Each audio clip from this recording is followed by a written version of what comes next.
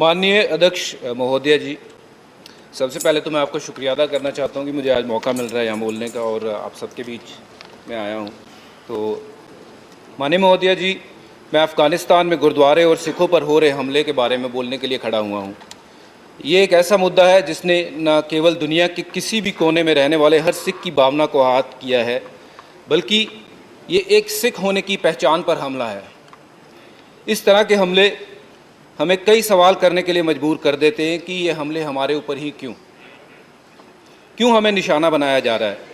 दुनिया भर में गुरुद्वारे, चाहे वो कोविड के दौरान या गुरुद्वारे ही नहीं थे, वो भोजन और हर तरीके की चीज़, ऑक्सीजन को लेकर के उन्होंने हर तरीके की चीज़ लोगों के लिए उपलब्ध की थी। स्वतंत्रता के बाद के समय की बात करूं तो देश के सिखों के योगदान के बारे में हम सबको पता है। जीडीपी की बात करूं, रोजगार की बात करूं या दान धर्म की बात करूं तो सिख हमेशा सबसे आगे रहा है।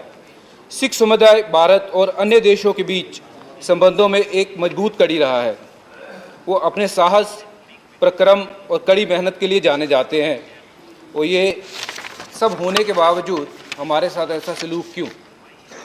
18 जून को काबुल में गुरुद्वारा दशमेश पिता गुरु गोबिंद सिंह करता पवन में कई धमाके हुए।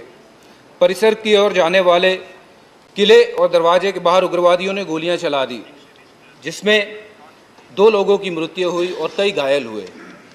25 मार्च 2020 को आईएस के बंदूकधारियों ने आत्मघाती हमलावरों ने काबुल के गुरुद्वारों पर राय साहिब पर हमला किया।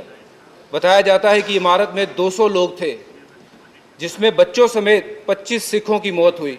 राय साहिब गुरुद्वारा हमले में मारे जाने वाले जो लोग थे, उनके अंतिम संस्कार के अगले दिन फिर और एक हमला हुआ। 2018 में एक आत्मघाती हमलावर के पूर्वी शहर जलालाबाद में एक सभा पर हमला किया गया। उसके बाद सर, मैं आपको बताना चाहता हूं कि अफ़गानिस्तान कभी हज़ारों सिखों और हिंदुओं का घर था, लेकिन दर्शकों के संघर्ष के कारण ये संख्या कम होकर मुट्ठी भर रह गई है। 1980 के दशक में अफ़गानिस्तान में 2,20,000 सिख और हिंदू रहते थे। 1990 के दशक की शुरुआत में ये आंकड़ा गिरकर 15,000 और 2016 में गिरकर 1,350 हो गया है। जलालाबाद के हमले के समय 1,500 सिख थे। अब उसके बाद लोगों ने ये सोचा कि हम यहाँ नहीं रह सकते। तालिबान के सत्ता में लौटने से 300 लोग और कम हो गए, 300 सिख और कम हो गए हैं। अब केवल वहाँ पे 150 के आसपास